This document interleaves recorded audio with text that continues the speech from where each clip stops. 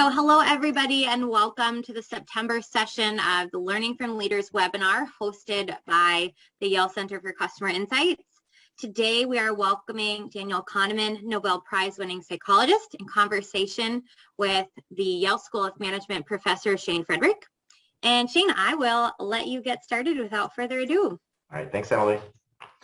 Okay, wait, I just popped to a smaller screen. Let me see if I can fix this. Not that I really need to see myself. I just need to see Danny. Okay, it's good. Well, good afternoon, I guess. It's afternoon officially, Professor Kahneman. It's a pleasure and honor to get a chance to talk to you about your new book, which I have right here. Wait, there we go. Cool. Noise, a Flaw in Human Judgement. All right, so first of all, I think this book is a really beautiful compliment to your 5 decades of research on biases. So I want to begin by asking you to talk about the distinction between bias and noise. Okay. We borrowed, the analytical discussion of judgment really builds on the theory of measurement. And you can think of judgment as measurement, where the instrument is the human mind, and apply the theory of measurement to judgment almost directly. Now, if you think of a physical measurement, for example, of the length of a line with a very fine ruler, and you take repeated measurements, what you're going to find is that the measurements are not all identical. That variability is noise. More precisely, the way we treated the standard deviation of that variable of that distribution is noise. The average error, and for this you need a true score, the average error is the bias. So bias is the average, noise is the standard deviation. And noise is the standard deviation of judgments and of errors. It's the same standard deviation. And you can assess noise without knowing the true answer. In order to assess bias, you need the true answer. So those are two different sources of error, because when you have no bias and only variability, that clearly is not accurate. When there is distribution around, symmetric distribution around the true answer, that's not high accuracy. Now, the standard measurement of error, of global error, is something we have from Carl Friedrich Gauss, and it's 250 years old, or no less than that, and it's accepted in all the sciences. And the formula is really very simple and very elegant.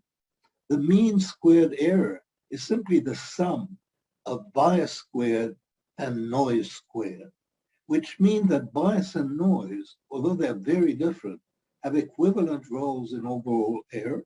And it also implies, and they're independent, and it also implies that if you reduce one of them by 50%, it's just the same as if you reduced the other one by the same percentage. So that's bias and noise in measurement, and exactly the same analysis applies to judgment. So noise is sort of important, and you probably haven't thought about it, because when we think of errors, we typically think of bias. So the book was attempting to redress that imbalance in the treatment of two sources of error. Okay, I'll come back to that later and talk a bit more, ask a bit more about why noise is neglected. But you say in the book that, and you basically just said it, or that noise can be as important or more important than bias. And I guess that's because it contributes as much to the total error or more, right? Depending on the situation, right? So do you want to say more about that? How noise is as important or more important than bias? Well, one thing about bias is that if noise is easy to measure, and you can measure noise even without knowing the true answer with completely fictitious problems, so noise is easy to measure. But bias has fairly immediate and visible consequences in many cases. And so because there is an intense focus on bias, there have been more attempts to reduce bias and very little attempts to reduce noise. And when you look, well, let me put it this way. When you have a distribution that should be 50-50, and it actually is 84-16, so that people are making a mistake and clearly there is bias. When it is 84-16, then bias and noise are equally important. When it's less than 84/16, noise is more important than bias. And 84/16 is a pretty extreme distribution. So that's the argument for saying that noise is probably, in many situations, more important than bias. Gotcha. It's still the case, I think you probably feel it too, I do, that bias feels sexier than noise does. Why do you think that's the case? Well, I think, in Thinking Fast and Slow, I drew a distinction between two modes of thinking, statistical and causal. And causal thinking is about individual cases, and it's very compelling. There is a sort of force associated with it. Statistical thinking is about ensembles, and it's sort of disembodied and doesn't feel like anything. Now, in the context of errors, you can look at an error and say, oh, this is a consequence of bias. That's why this error was made. You will never find an error that is caused, that you can say that single error is caused by noise. It takes multiple errors to even define noise. So it's this natural fit between bias and causal stories or interpretations that I think makes for the sexiness of bias relative to noise.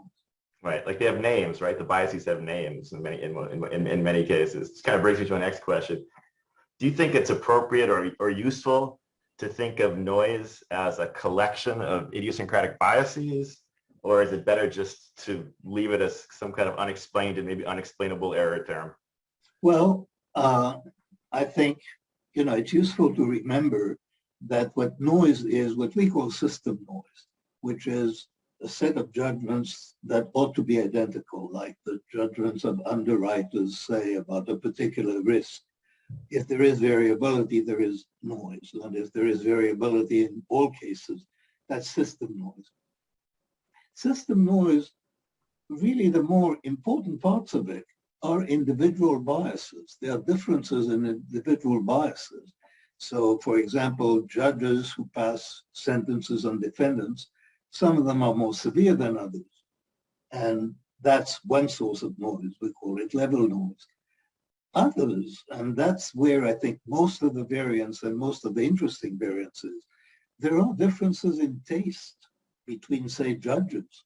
Some judges really hate violence. Others hate crimes in which the victims are old. And these differences in taste, which are stable within each judge, you can call them biases of the separate judges, but they're different.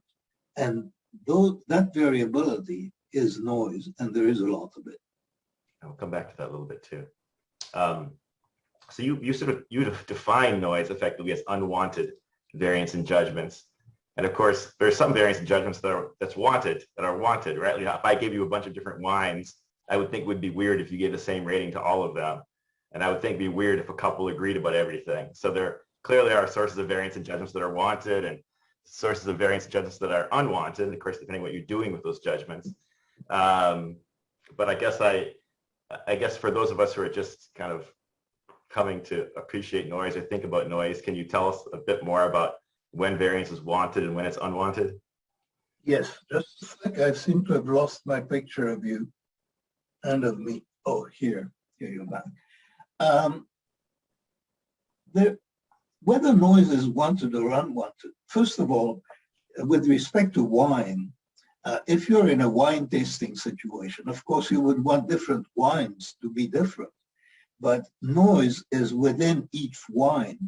That is its variability that shouldn't exist.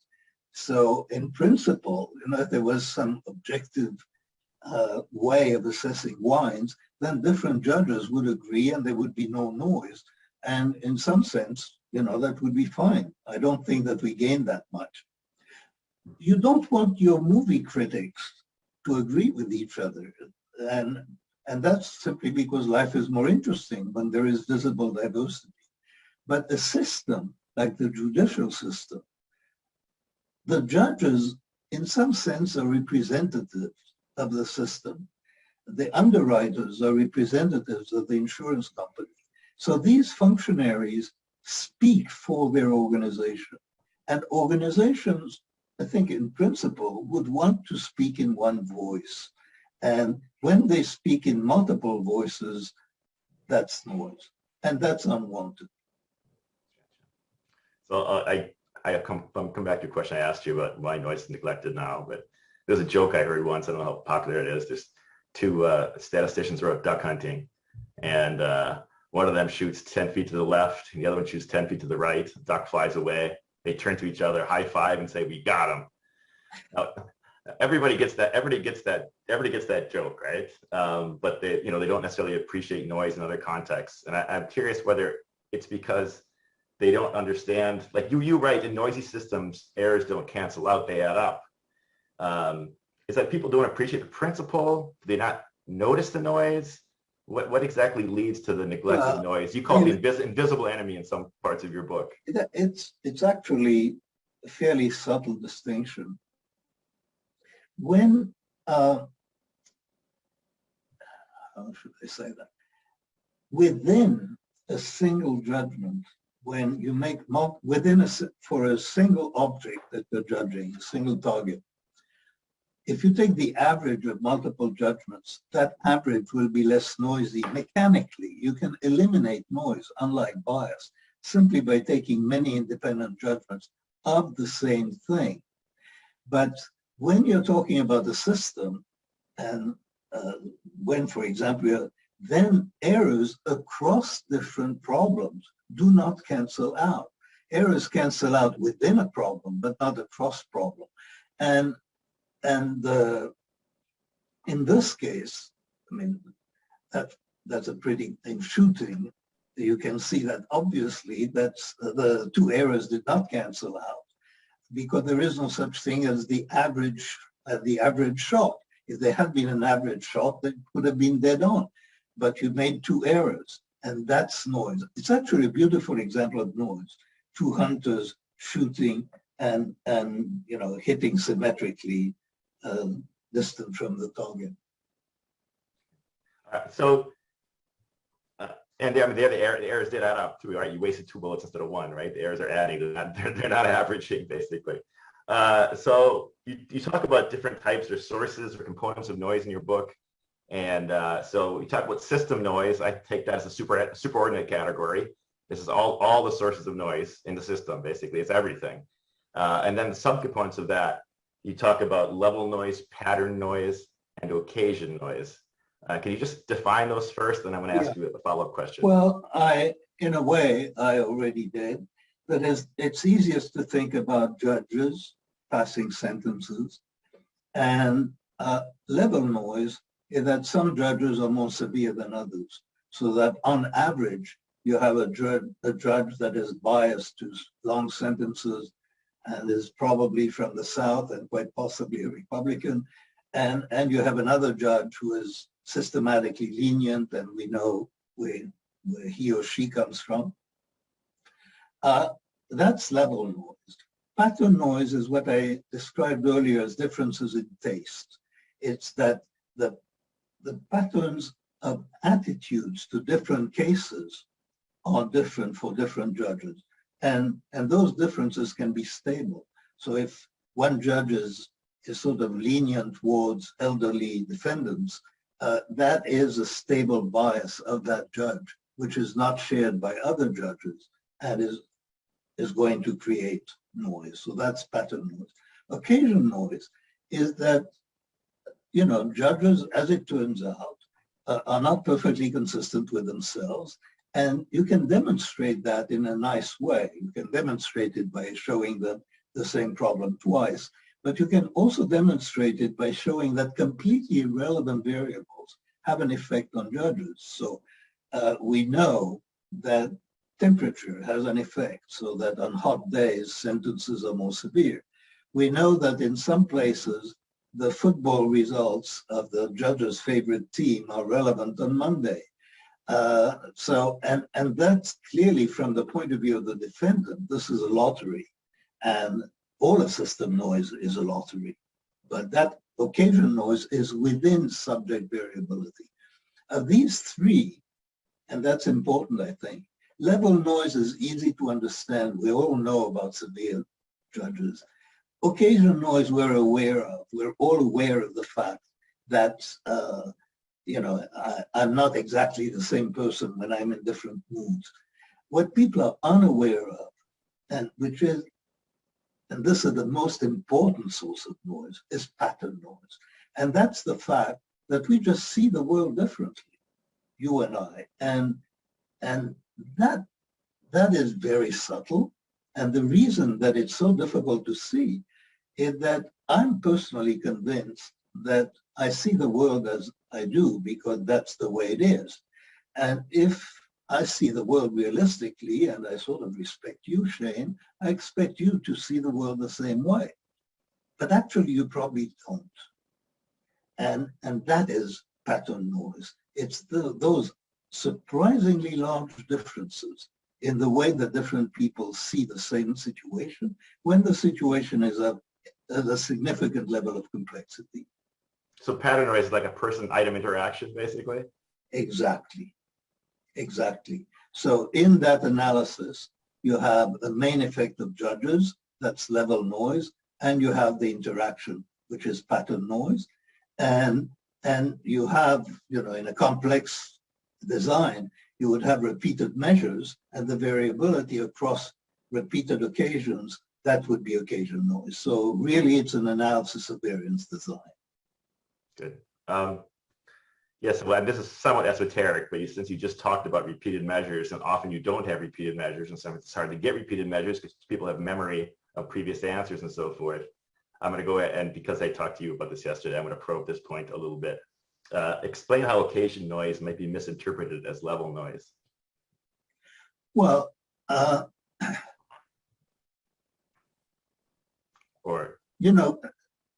actually, I don't know the answer to that question. So you'll have to explain. I should say occasion noise might be misinterpreted, how maybe pattern noise might be interpreted as level noise.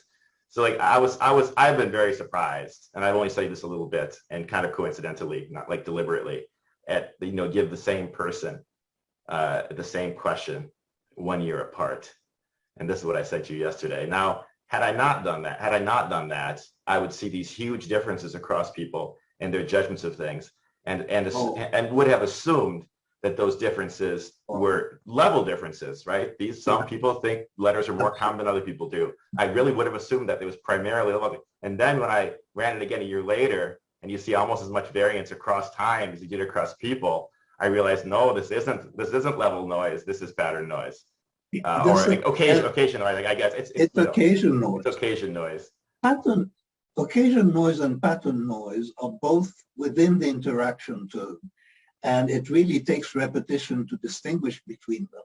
So, and you're absolutely right that if you obtain one measurement from people, you're not going to be able to distinguish whether that is stable and whether that is occasion noise. And the stable part of the interaction term, that's what we call stable pattern noise.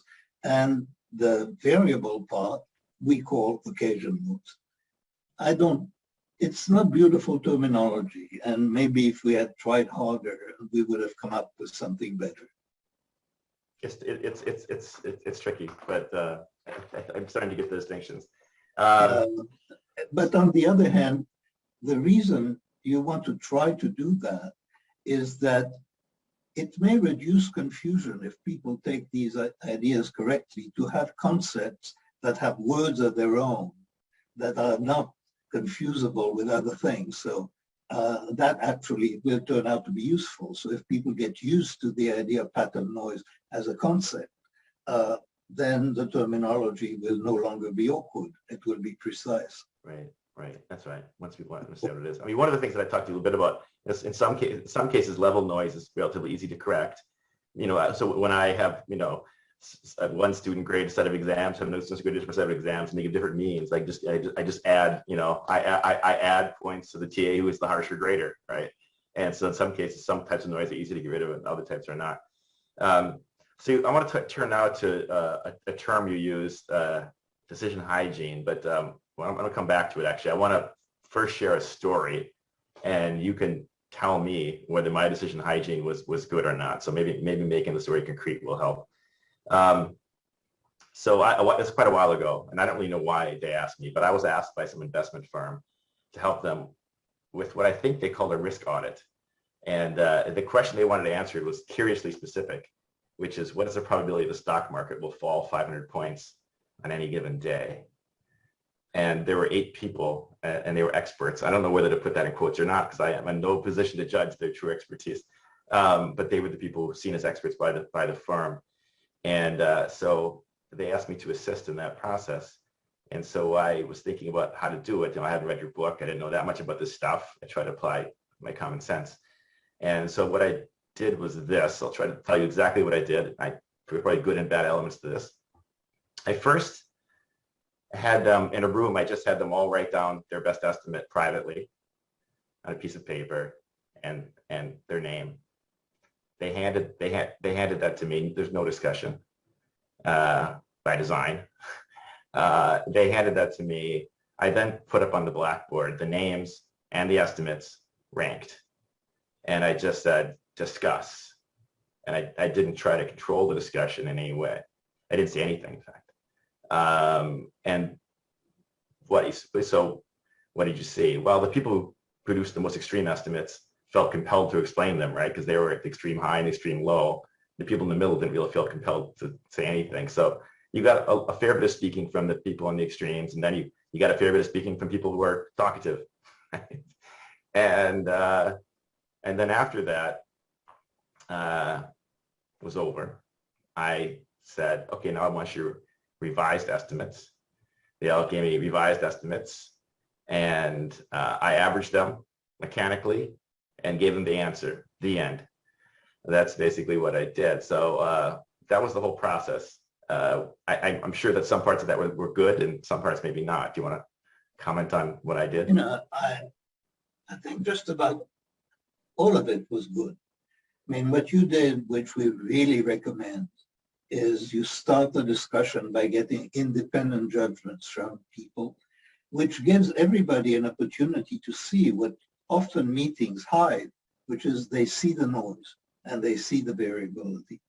And then they discuss, and you would want maybe to control that discussion to make sure that everybody has a go, not only the more talkative people, and eventually averaging after discussion is probably the best that you can do. It would be interesting, and you haven't mentioned what happened. My expectation would be that after discussion, there will be considerably less. If you get if you get people to estimate again, I would have expected, if the discussion was good, that there will be less noise. So I was going to comment on that next. I was stunned that there was not. In fact, I thought that the averaging would be unnecessary. I thought that would happen organically by virtue of trading perspectives. Basically, I wouldn't think I would need to, right? And I tried to point out how odd that was. There's no fanning in of the estimates. They actually, the rank order was preserved perfectly. All of them actually got riskier, including the riskiest person. But they stay the same. But there's no fanning in at all. There was as much variance at time 2 as there was at time 1. And is that common? I tried to point out to them how odd that was, and nobody saw it as odd. Which is I was also surprised by it. I find it surprising, but I really don't have. I don't have data. I think most people take it, just assume it, and yeah, I assume that in general there'll be convergence. I would think so too. I mean, it's an anecdote, right? It was one time, but I was very surprised with it. I would think with my assumption that in general there is convergence, and even when there is no convergence, taking the average is the right thing. That is, the average of 8 independent judgments, you are cutting noise by the square root of 8, and that's guaranteed. So it's clearly an improvement. So you said that's the best thing to do, but I'll maybe push back and use a term that you've used before, inside and outside view. So it would have rendered the whole exercise pointless. But another possibility is simply to have thrown out all of the judgments and just look at the historical frequency in the stock market of that happening, and use that as the estimates. Or obviously maybe that's not stable over time, but that didn't get discussed. That's a real outside view. Yeah. That might have been better than any of this kind of stuff could have done. Yeah, that's nice, because I assumed that, I thought I couldn't really understand your problem because the way that you formulated it, there is an answer. You look at the record, and so I assumed that I must have gotten something wrong. I think they believe the market is less stable now and the probability is higher than it was before. And who knows what the right average is to control it. Well, even if they think that, anchoring them on the historical record and asking them probably good, right? Justify any changes from the historical record would be the much better way of reaching a correct answer. So that's probably what my regret is, not incorporating that more heavily into the discussion, or maybe accepting their specific question as being the only one to discuss. Why 500? Why not 600 or 400 or 300? Yeah, it's quite possible that they were wildly biased in that they were very different from the historical average, and without sufficient reason for it. Right. All right. So so circling back to decision hygiene, I'm glad you thought my hygiene was pretty good. What do you want to maybe explain why you chose that? It's somewhat slightly depressing term for me as the metaphor, and what are some of the elements of good decision hygiene? Well, I mean, when you're focused on biases the way that most people are, and you're trying to do something about biases, then basically you're trying to do something specific. And in medical terms, it's a medication or it's a vaccine, which is specific to a particular germ or to a particular bias. Washing your hands is qualitatively different. In washing your hands, you kill germs, but you have no idea what germs you're killing. And if you're lucky, you will never know. And yet, washing your hands is a very good idea. So there is a whole class of things, of procedures that we think of in that way, that they are noise reducing and they are quality improving in general without being focused on particular biases and on particular errors. And we chose the term decision hygiene in part because it's an apt metaphor, and in part because it is slightly shocking and off-putting, and we like that. And so what are the elements of hygiene again? What are aggregation, talk about sequencing, what are some of the components of this? Some types of hand washing? One essential component is independence. That is, your observations should be independent, your judges should be independent. When you're looking at different aspects of the problem, the evaluations of the different aspects should be independent. So that's one big principle, is the principle of independence. And breaking up problems into sub-problems that you can evaluate independently is definitely a good idea. Another general principle of hygiene is delaying intuition. And you don't want, and you can't get rid of intuition, you don't want to get rid of it, you want a final judgment, but intuition gets in the way of information collection, because intuition induces confirmation bias, and that's what you want to avoid. So independence is really a way to control confirmation bias. So those are two big principles. And another principle is try to make judgments comparative rather than absolute, because comparative judgments tend to be more accurate, and this we know from a lot of psychological research. And so try to develop comparative scales where people are comparing the case that they're looking at to a scale of previous cases. There are several ways of making judgments comparative, and that will, I think, in general, decrease noise. Just one comment. When I read the term delayed intuition, it felt to me like an oxymoron. So I'm trying to figure out, like, how are you able to do that? Just don't show people the entire stimulus, so they can't have an intuition about it? Well, I mean, I can tell you the story of where this comes from, which is, by the way, and this is, like a very long time ago when I was a lieutenant in the Israeli army, and I set up an interviewing system for the army at the time for combat recruits. I had them break up the problem, that is, have a structured interview and break up the problem into separate attributes that they were evaluating one at a time. And I was going just to take the average of their 6 judgments. And they were furious with me. They say, you're turning us into robots because, I didn't allow their clinical sense and their clinical intuition. And then I told them, look, do things my way. But when you're done with the interview, close your eyes and make a global judgment. And it turned out that that global judgment was really very useful. It was as valid as the average, and it was not the same. That is, it added content, valid content to the average. So yes, I think you can delay intuition.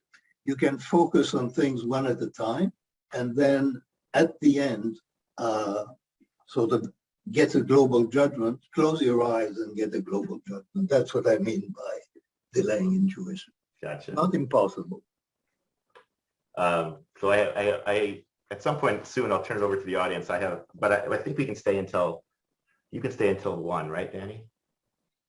Yes. I think the link stays up until 1, so we'll maybe make use of the full hour with you.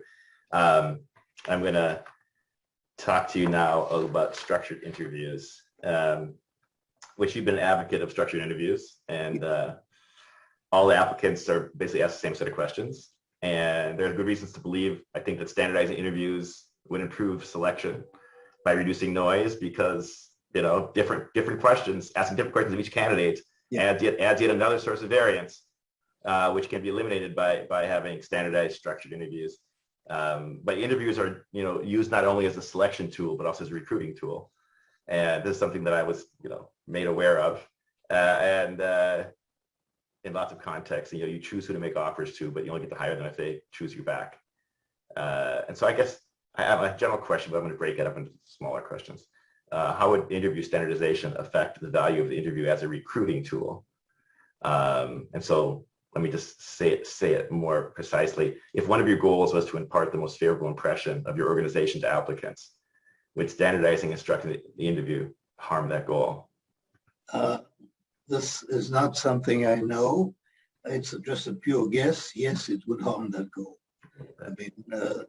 Sort of the informal conversation and sort of between equals has a certain charm that a structured interview rarely has. And so what you might want to do is have the structured interview and then have a conversation. Not the other way around, because if you do it the other way around, and that there is research on, if you form a general impression of the interviewee, you're going to spend your time finding supporting evidence for your impression. This is what interviewers do.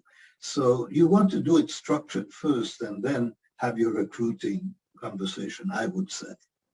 And I hadn't thought about this. I like that idea. Another idea is simply to dismiss with the interview for the purpose of recruiting altogether, since even structured interviews have relatively modest predictive validity for performance, and you might instead just have the purpose of the interview be to charm applicants and then make the selection by some other mechanism or some other procedures or means. One of the big risks of interviews is that they get overweighted. And so in some cases, even when the interview adds information to the battery of tests, if the interviewer is also the one who makes the final hiring decision, you're better off without an interview, because an interviewer will put too much weight on his or her personal impression over objective tests. And one final part about interviewing, I hadn't thought of this until writing up questions for you, but we normally think about reducing noise from like an organizational perspective, but I haven't ever heard of any interviewees who basically reduce noise by standardizing the set of questions they ask employers. Right? Like an individual could do this too. Individuals having interviews with a bunch of employers that ask a bunch of different questions, and they're generating noise too. Maybe unintentionally. They should sit down before they go interview the 10 firms and say, these are the 5 questions I'm going to ask everybody. So they get a better signal about things as well. So it can go in both directions. I hadn't thought about it. That's very nice. Individual direction. I'm just going to ask one final question, and then we'll turn it over. And I'll be monitoring the question and answer, and I'll be asking some of the audience members ask their questions to you. So here's something I know you've thought a lot about, and I talk about this a lot in my class. And I was a Robin Dawes advocate way back in the day, and a Paul Meal, fan of all those people. There's something I can't remember where I got this metaphor from, but I think it's quite interesting. And when we go to a grocery store and we put a bunch of items at the checkout, and we would find it completely unacceptable if the cashier just eyeballed it and says, "Looks like about $130 to me." You say, what are you doing? I want you to use the adding machine, add these items up, tell me what the exact total is. So, yeah, in other tasks, which also involve combining information, we seem perfectly happy and eager to throw the adding machine away, and instead eyeball the applicants and say, looks like a good hire to me, or looks like a strong hire. And so what's so puzzling about this is, why does the strong preference for machines over humans for simple tasks turn into a strong aversion to machines over humans for more complicated but essentially identical tasks, which is combining information? I don't see them as identical. That is, in one case, there is an objectively true answer. And so it's shocking, if the true answer is 110, you don't want to get 100 or 95 or 120. There is a true answer. In the case of hiring, there isn't a true answer. It remains subjective. 8 subjective judgments remain somehow subjective, even if there is less noise to them. And there, people really resist straight averaging because they feel they have something extra that they want to say. And at least in that occasion, in my experience with interviewing, they were right. They had something extra to say if they did it my way first. Maybe. In some context, maybe you might have something like an objective truth, although it comes later. A person's GPA 4 years later, something like that. The truth that comes later is really useless. Well, not for building models. Not for building models, it's not. I'm going to turn it over. I'm going to start looking at the audience now, and thank you for answering my questions. I'm about to ask a bunch more from the audience. So I'm going to try. I haven't done this before in Q&A. I usually do with chat, but I'm going to scroll down and just ask some questions.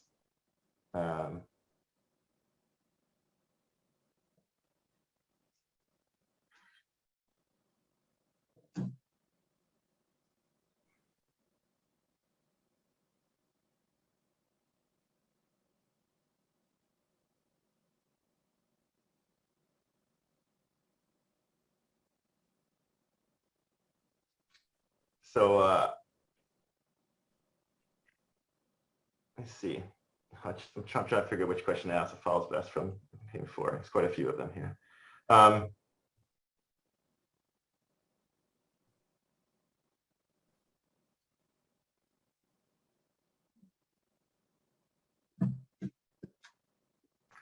Person asks, is expertise sometimes an impediment to convergence? Like, does expertise or perceived expertise lead to greater confidence, and people are more stuck to their original opinions than if expertise is less? You talked about a term that I hadn't heard before, but I kind of liked. And I had heard somewhere somebody talked about people who are famous for being famous, and you talk about respect experts. So do you want to? And I think you're both. For example, I think that you're both an expert and a respect expert. That people, if you said something that was totally crazy, people would believe it because you're you. And you also have a lot of true expertise by virtue of your training and studies and so forth. So can you tell me what a respect expert is? Well, a respect expert is an expert where there is no feedback from reality. So, and you find them. What is very striking and really, I think, important to the notion of noise is the number of situations where there is no feedback from reality. Underwriters will never know if they were right. Patent advisors really may never know. Mostly they won't know. Physicians sometimes do, judges never do. So that there is a lot of situations where there is no feedback. And yet in those situations, there are experts. There are people that are taken seriously and that are followed. And those we call respect experts. I don't denigrate them because I don't consider myself a true expert except in some very narrow, fairly narrow thing. But yeah, you know, I'm old and so I'm counted as a respect expert in the sense that people take me too seriously when I talk about things I don't know. Yeah, I was curious about if there's any studies that have looked at the relation between expressed confidence and accuracy, and cases with time where it's very low. Like, you know, I know that we have, you know, we within the field of JDM tend to make fun of, you know, claimed experts and so forth and try to point out. But in a lot of contexts, of course, there is a pretty high correlation. Like, you know, if I come in and say, if people start talking about Scrabble or football or something, I'm going to come in, you know, start being loud, putting my hand down, and I'm expressing a lot of confidence. And I think that's justified. Like, if you know, that I do know more about the things that I choose to opine about. And so I was curious if you know of cases where confidence and accuracy are highly correlated, and those where they're not very highly correlated.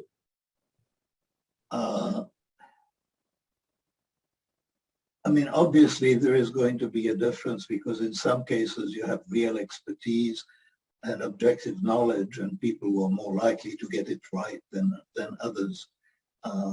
So that exists. And there are other situations, and we know of many, where I would say conservatively, confidence is not a guarantee of accuracy. That is, confidence is not a very good indicator of accuracy.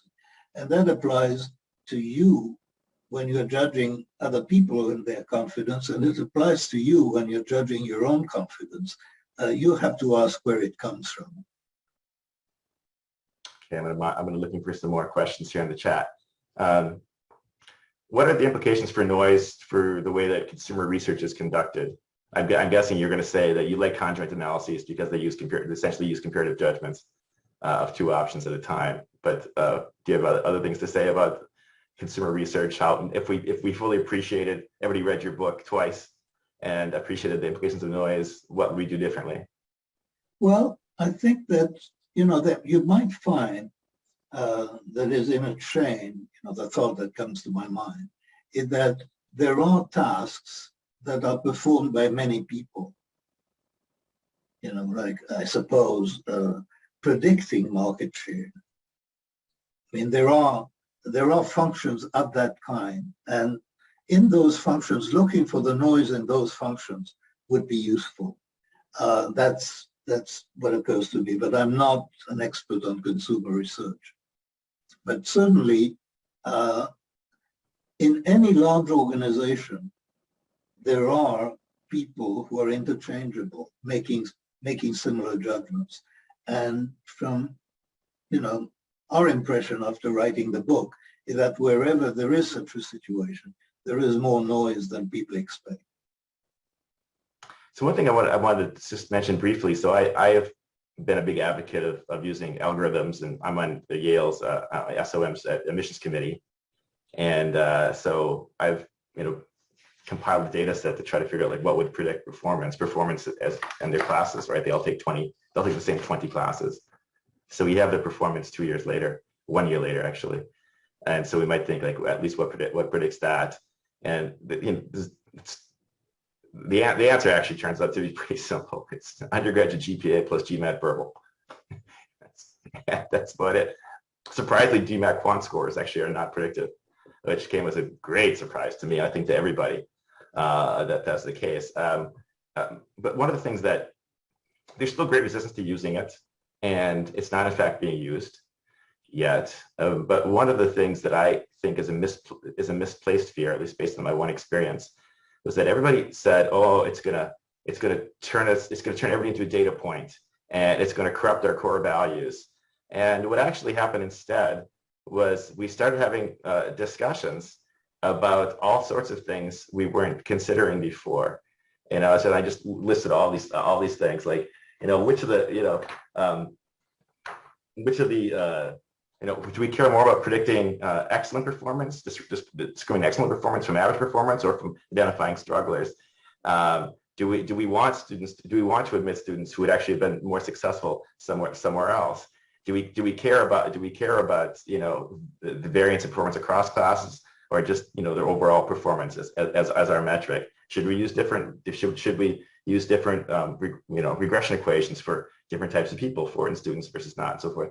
And we haven't talked about many of these things, and more importantly, we talked about what do we care about as an organization? What are we trying to measure? What are we trying to achieve? Is this the right thing? How can we track these students over time and find other measures of success? What would success mean? How would we compare these things? What things would give? And what are some variables that actually are predictive that we would not actually want to include in the model? And we started having all kinds of discussions about values and objectives, and how do we incorporate more soft variables into the model? How do we quantify these so they can be incorporated? And it had the opposite effect that I think everybody else feared, of just more discussion about human values, more discussion of the soft things, like essentially softer discussion than everybody thought. And I now sort of see this sort of like a field of dreams perspective, like collect the data, build the model, insights will come. We're not beholden to use the model. You can do whatever you want to. You can do whatever we want with the insights that we glean from it. And so yeah, I guess my question is, have you experienced comparable cases where maybe as a byproduct of the process of trying to reduce noise by some of the procedures you've articulated in the book, that there are some sort of positive side benefits in terms of maybe discovering a variable that you hadn't considered that was very predictive, or maybe that the organization now thinks about different objectives, and just basically enriching the discussion of the organization as a whole and what the goals are, and so forth? Well, I've had very little experience in applying this. I mean, the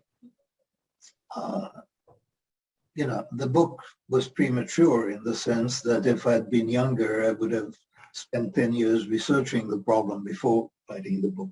So I don't really know the answer to that. But what you're describing is something that I can relate to, in the sense that when you're trying to do an objective job, and which is what you were trying to do first, then that this opens up an interesting discussion that is, and it's in a way like delaying intuition. It's what I had in mind, that there is a natural order of things, and let's get the objective facts first, and then insights will occur. I completely agree with your story. It resonates with me. It's of no value that I agree with it, but it that's a value to me. Let me look at to see if new questions have emerged from our large audience.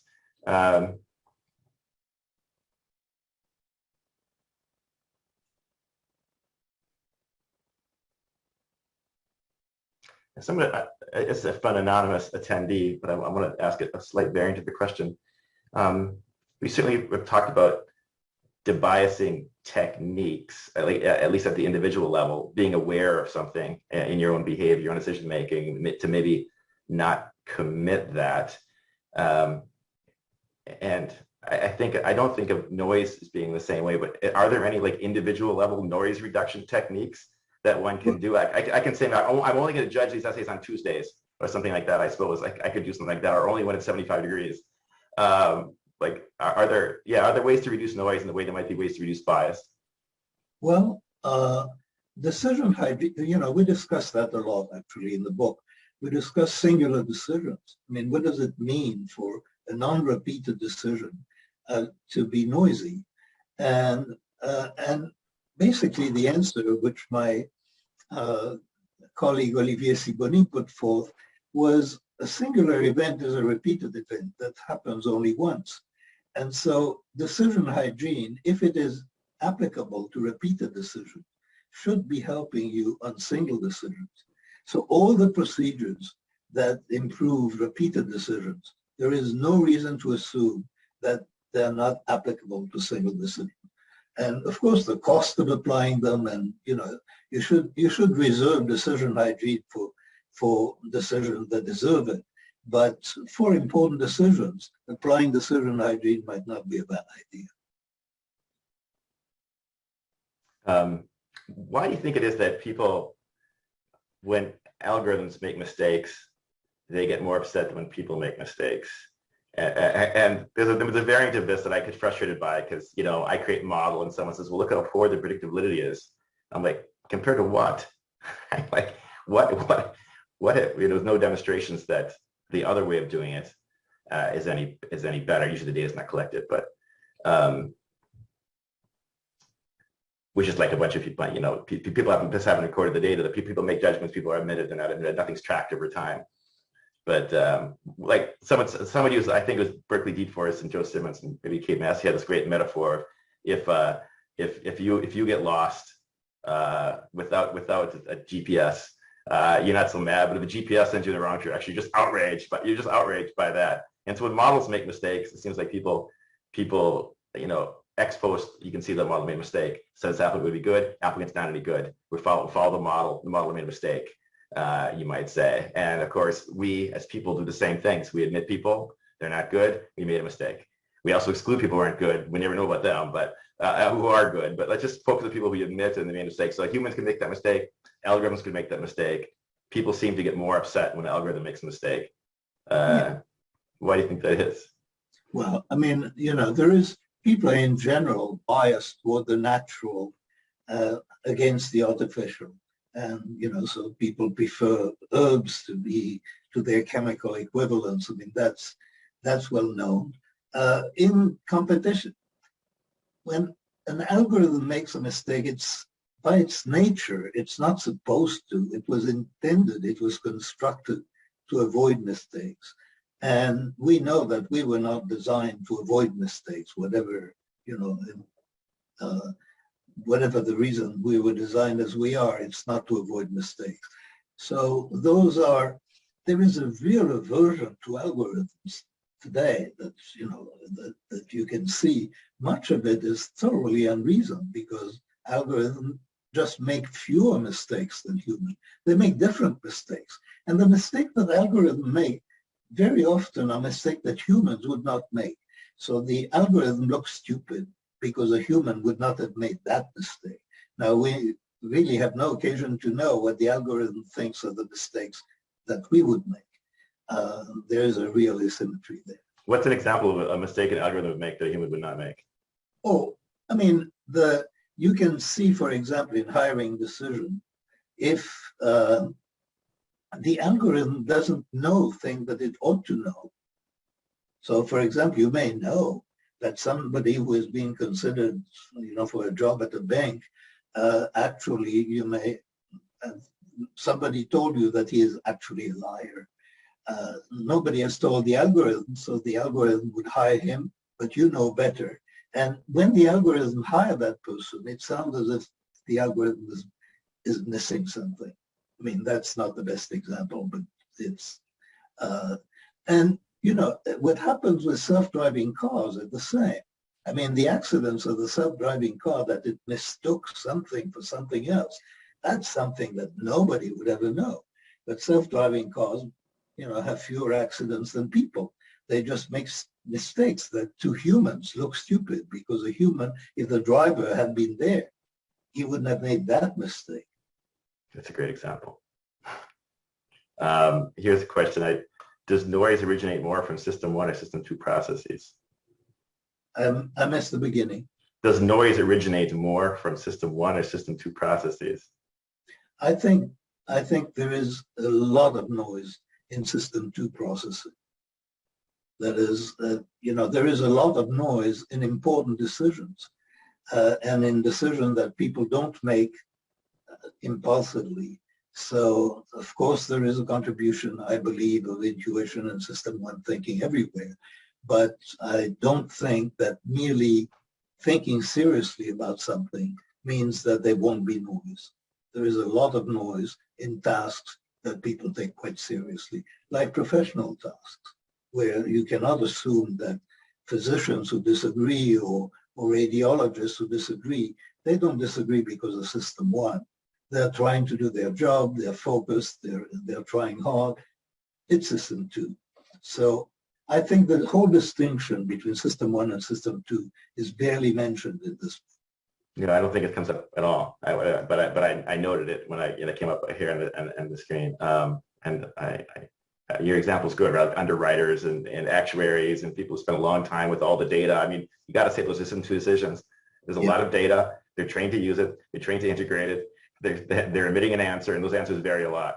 And those have to be thought of as system 2 processes, as well as, I'm sure that noise comes from other places as well.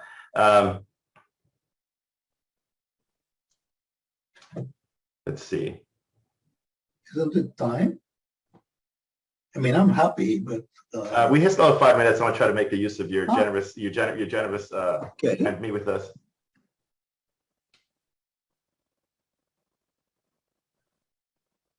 A common theme we say to young kids is listen to your heart. Are we unknowingly reinforcing biases when we do that?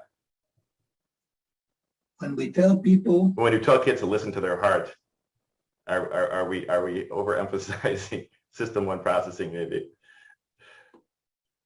I don't have a good answer to that.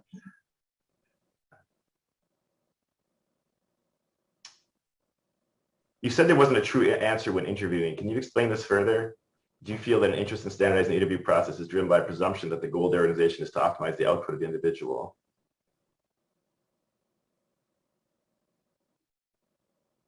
You look puzzled, and I'm puzzled too. So what is the question? Yeah, I mean, I understand the question. It's a tough one, and I've thought about, like, do you feel that certain individuals may actually work to optimize the output of the organization by enabling others to perform more optimally? Like, it's something that's just hard to measure the value of an individual, I think. So it's hard to. I think it might be. I think the question is it hard to do these equations because it's hard to measure the value of an individual within an organization? For some organizations, it's hard. It's not like how many bricks did you stack up? It's you contributed to. It's not. This topic is really not in my expertise. I'm sure there are ways of doing it, and there are specialists in doing it, but I don't know a thing about it. Okay, see if I have. And we're coming up on time, so okay. I don't know if we want to end on that note. That's a good note. A note of ignorance is a good note to make. Well, thank you, Danny and Shane, so much for joining us today. Thank you to all of our participants. In the chat, I'm seeing thank yous come through as well. We will be sharing the recording of this with our registrants today. So if you have coworkers that didn't get to hop on, you'll be able to share the full video recording with them. So thank you, everybody, and have a great day. Thanks again, Professor. Bye-bye. Thanks, Shane.